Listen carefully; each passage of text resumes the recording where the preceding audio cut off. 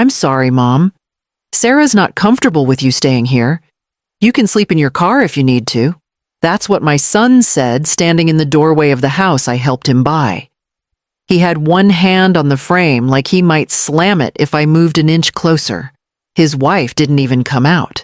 I caught a glimpse of her silhouette in the hallway mirror, arms crossed, phone in hand. The porch light was still on.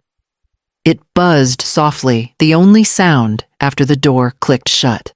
I stood there for a minute, just long enough for my legs to stiffen and the silence to settle. I turned back to the car and drove until the gaslight blinked. The parking lot behind the convenience store had just enough shadow to feel invisible. I tucked my coat tighter, kept my purse close, and used my duffel bag as a pillow. I didn't cry. Not because I wasn't hurt, just because I was too tired to. Somewhere in the middle of the night, a delivery truck rumbled past. Then another. My back ached. I shifted and stared at the ceiling fabric until dawn. The windshield was streaked with fog on the inside. I wiped it with my sleeve. That's when the phone rang. Unknown number. I let it buzz once, twice, then answered. Mrs. Langford. The voice was crisp, formal. This is Raymond, personal assistant to Mr. Alden Halbrook. He'd like to see you. Today. I blinked hard, sat up. Why?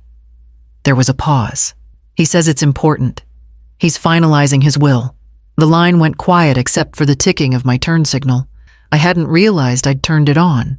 I looked out over the empty lot, over the rooftops of the fast food chains and liquor stores that had lit the night. Something sharp tugged at the edge of memory. I hadn't heard that name in over a decade, but I remembered the creek, the man, the blood on the rocks. I cleared my throat. Tell him I'll come. The gates opened before I had time to second guess turning in. Gravel crunched under the tires, too loud in the early morning hush. The Halbrook estate rose in layers, old stone, dark glass clipped hedges that looked expensive to maintain. I parked near the side entrance, unsure if I was meant to use the front. The door opened before I could knock. The man was in a gray vest, silver pin at the collar. He's been waiting. I followed him down a hall that felt like a museum. Art that didn't speak to me, furniture you weren't meant to sit on. We passed a fireplace bigger than my old office. I had barely slept. My coat still smelled faintly of car upholstery and old coffee. My hands stayed clenched at my sides. No one had asked how I was, just whether I would come. He led me into a study. Leather-bound books, soft light. And there he was, thinner than I remembered, but unmistakable. Alden Halbrook. Reclined in a chair with wheels wrapped in a blanket that matched the dark green walls. He smiled, but it didn't reach far. Ms. Langford, he said softly, like we had spoken last week. You look exactly the same. I didn't. You saved my life once, he said, but you never knew what came of it. I sat down slowly, unsure what he meant, and then he told me. The accident, the overturned truck. The cold creek. He'd gone off the road trying to disappear, and I'd pulled him out without asking for anything, not even his name. I didn't think you'd remember, I said. I couldn't forget. His voice cracked on the last word. The butler brought tea, which neither of us touched. He reached for a folder on the table beside him and slid it across the polished wood. My legacy is written, he said, but I want to add one more name before it's final. I looked down at the folder, hands resting on the seal, and nodded once. He didn't ask if I still had a pen. He spoke slowly, as if turning over each word before handing it to me. 12 years ago, I'd lost everything Alden said. My company was under investigation. My marriage ended, and I was being erased from my own boardroom. He looked down at his hands, thinner now, resting against the blanket like wilted branches. I thought no one would care if I disappeared. I didn't want to die, but I didn't mind if it happened. I didn't say anything. I remembered the sound of the river that day, angry, fast, bone cold. The wreck had already been there when I came around the bend. A white pickup smashed against a tree nose, dipped into the bank. I climbed down without thinking. Ripped my coat, trying to get the door open. Pulled a man out who couldn't speak through the blood and rain. You stayed, he said quietly. You sat with me in the mud and told me to keep breathing. Then you left before the ambulance came. I shrugged. Didn't see much point in making a show of it. His mouth twitched like he wanted to laugh, but couldn't spare the strength. That's what I remembered. He reached over and tapped the folder between us. I traced you through the old accident report. Paid someone to find the name they didn't include. I kept tabs for years. I saw what you built, and I saw when it all crumbled. I blinked. You didn't ask for anything. That's why I want to give you something real. Not charity. Not pity. A piece of what only exists because you made sure I didn't die alone in that water. My fingers curled around the folder's edge. Inside were deeds, trusts, a handwritten letter in faint blue ink. I didn't know how to respond to a man who had once vanished and returned as a king. He reached for the bell on the table. Raymond will give you the rest. You should know what's coming. I stood folder in hand and followed the butler down the hallway lined with portraits I didn't recognize. Raymond walked me to a side study before I left the estate. The kind of room designed for decisions, heavy desks, silent clock windows that didn't open. He placed one more item in front of me. A single envelope sealed the edges, smoothed by time. He wrote this himself, Raymond said. No copies, no drafts. Across the front, my name sat in slanted blue ink. Alden had written everything by hand, deeds, trusts, instructions. Amendments to a will most of the world assumed was already closed. He wanted to make sure nothing about this moment could ever look accidental or contested. I wasn't being added quietly. I was being anchored into permanence. I remembered his words, not charity, not pity. A piece of what only exists because you made sure I didn't die alone. I didn't open the envelope there. It felt intrusive to unfold a dying man's intention under a stranger's ceiling. So I carried it out with two hands like something alive. 5 days later, Raymond called again. Short, gentle. He has passed Mrs. Langford. I didn't cry. Grief had already run its course between us quietly in unfinished sentences and held silence. The morning felt like the closing of a door that had briefly been left ajar. The will was read in a private room in Philadelphia. The kind of legal ceremony where everything is polished, deliberate, and cold. 10 chairs, 5 lawyers, 2 stunned heirs. Alden's son Thomas looked like someone who had never been told no. His daughter Elise held pearls at her throat like armor. When the attorney reached the addendum dated 6 days before Alden's death, Elise froze, glass raised, halfway to her mouth. And to Maris Langford, the attorney said, voice level practiced, I leave controlling ownership of Halbrook Development assets, properties, and trusts as detailed herein. A beat. Silence. Then disbelief rippled through the room. Thomas leaned forward. Who? Elise whispered. This has to be a mistake, but it wasn't confusion in her eyes. It was recognition. They knew he'd spoken of me. They just never imagined I mattered. The documentation was exhaustive, airtight, unforgiving. Alden had been many things, but careless was not one of them. I signed nothing that day. I didn't need to. My name was already written into the future, signed long before the shock had begun to settle. The message came mid-morning. Just a line of text dinner. Just the 3 of us. No pressure. 3 days had passed since the will was made public. I hadn't spoken to my son since the night he left me on his porch, suitcase in hand. But I wasn't surprised when the invitation came. News like that doesn't stay quiet. Not when it involves wealth. Not when it changes who holds power. I arrived at 6. The porch light was on this time. Sarah answered the door herself, wearing a smile that felt too tight at the edges. The dining room table was set with linen napkins and stemmed glasses that didn't match the casual tone of the text. Let me take your coat, she said, reaching before I could respond. Jazz hummed from the speaker in the corner.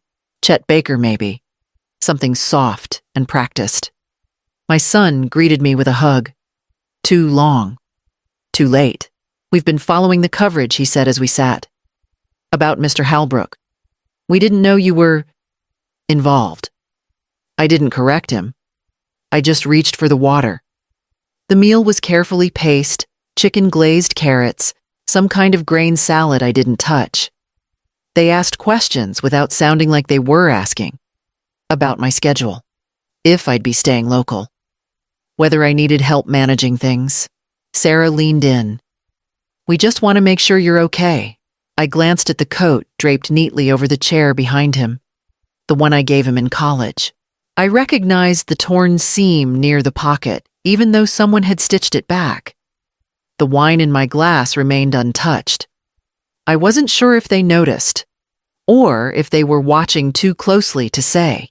We didn't talk about the night I knocked and was told to sleep in my car. We didn't mention the silence that followed. They cleared the plates quietly like a performance ending without applause.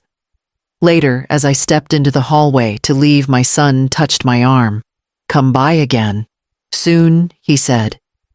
His voice was gentler than I remembered. Or maybe just more careful. In the mailbox the next morning, a letter waited with my name in the same sharp handwriting I remembered from the envelope Alden once gave me. I opened the letter after the dinner. The seal was stiff, pressed flat with care.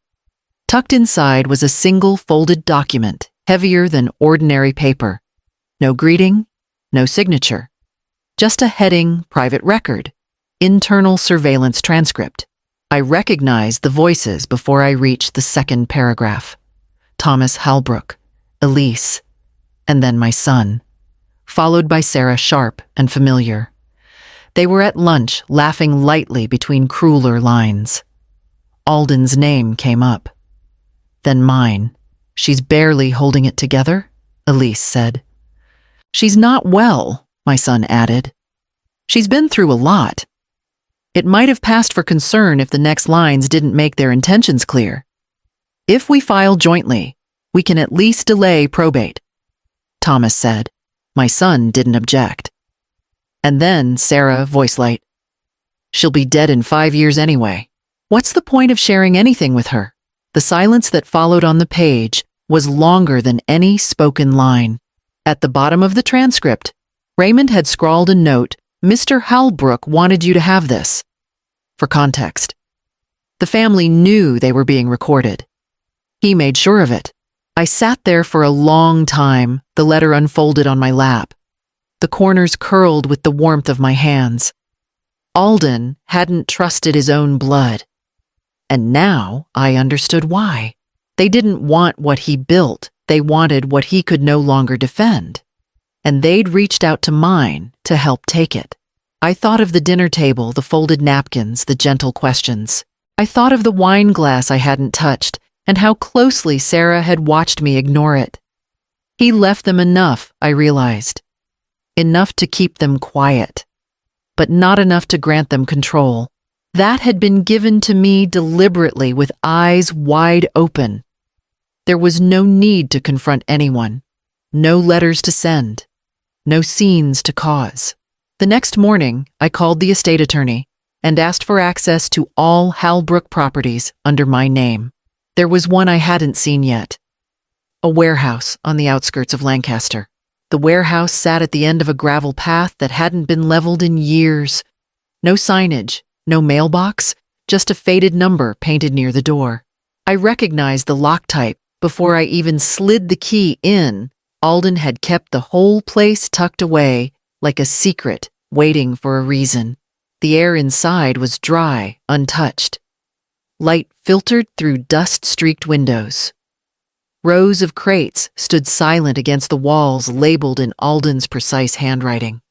Plywood sheets, insulated panels, plumbing fixtures, a row of clean unused power tools still in packaging. But it was what stood at the center of the space that stopped me. A half-built structure, angled frame, open roof, concrete base still smooth where the slab met the steel supports. And right there in the center, etched faintly into the foundation, was my old company's logo. Langford Modular Systems. The version we used before the rebrand, before the lawsuit, before everything cracked. He'd started this without telling anyone. He must have kept tabs on my designs, followed the iterations I shared at conferences, the ones that never got funded. He had taken what the world had turned away from me and built a place to carry it forward. I walked the length of the frame, pressing my hand to the steel. The welds were clean. Someone had done this carefully, quietly. For me. It wasn't a monument. It wasn't meant to impress anyone. It was a blueprint still breathing. I didn't hesitate. I called Lena Morales, my former apprentice now, working on civic planning in Pittsburgh. She answered on the second ring. "Is this about the Halbrook mess?" she asked. "No," I said. "It's about starting again. I need someone who remembers how we did things before the money got in the way." She was quiet for a moment, then said, "I'll come see it." I stayed a while longer after hanging up, sweeping the floor with my foot planning already. Measurements, phases, supply chains. It all came rushing back like muscle memory. By the time I locked the warehouse and stepped into the afternoon air, I knew exactly where the first house would go. The house was finished in late spring. Simple lines poured foundation soft siding that caught the light without shouting. 2 bedrooms, wide porch, a window seat where morning sun fell just right. It wasn't designed to impress, it was meant to last. I never had a ribbon cutting, no press release. No one outside my circle even knew I'd moved. I planted lavender along the back edge of the deck, built raised beds for tomatoes and herbs, and kept the interior quiet, books, blankets, space to think. Some nights, I lit the fireplace just to listen to it. There was no nameplate on the door, no address on the mailbox. But word still found its way. The letter came tucked in a manila envelope, handwritten, folded with care. A local shelter director. Their transitional housing wing had suffered storm damage. They heard I had experience with modular systems. They weren't asking for money, just advice. I called that afternoon, listened to the problem, then asked to see the space myself. By the following week, we had a plan. Not a donation, a build. I brought in Lena. We reviewed the permits, ran the numbers. Some of the leftover crates from Alden's warehouse were rerouted. The old design, the one that never got approved, fit the lot exactly. The work gave shape to the days. Early mornings at the site. Late evenings at the drafting table again. My knees ached more than they used to, but the rest of me felt steadier than it had in years. I didn't tell my son. Not out of spite, just because it didn't concern him. This part of my life wasn't something I owed anyone an explanation for. It was work that came from me, not from grief or guilt or legacy. Just purpose. The first families moved into the new wing in July. There was no ceremony, just keys in hands that had waited too long. That night, I stood by the lake as the porch light flickered on behind me. In the distance, gravel crunched against tires, slow and familiar. A single car pulling up the drive. His car idled at the end of the drive for a long moment before the engine cut. When he stepped out, he looked smaller in the shoulders than I remembered. No briefcase, no smartwatch, just his jacket, a paper bag, and an expression that didn't yet know where to land. "I brought pie," he said by way of greeting. "The kind you like." I took the bag. No hug, no stiff handshake, just the transfer of weight from one set of hands to another. Inside, he noticed the door to the utility closet rubbing against the frame. "I can fix that," he said, already scanning for a screwdriver. He used to repair things for me when he was 13. Cabinet hinges, screen doors, bicycle chains. Back when offering to fix something was another way of saying, "I love you." I let him do the work. The house held the sound of our breathing and the occasional scrape of the screwdriver. When he finished, the latch clicked cleaner, smoother, purposeful. We sat on the porch afterward. The lake stretched quiet and unbothered beyond the tree line. He placed the pie between us, but neither of us opened it. I made a mistake, he said, eyes lowered. I was scared. I thought if we helped you, we'd be stuck. The words were honest, even if late. I nodded, once slow. You weren't wrong to be scared.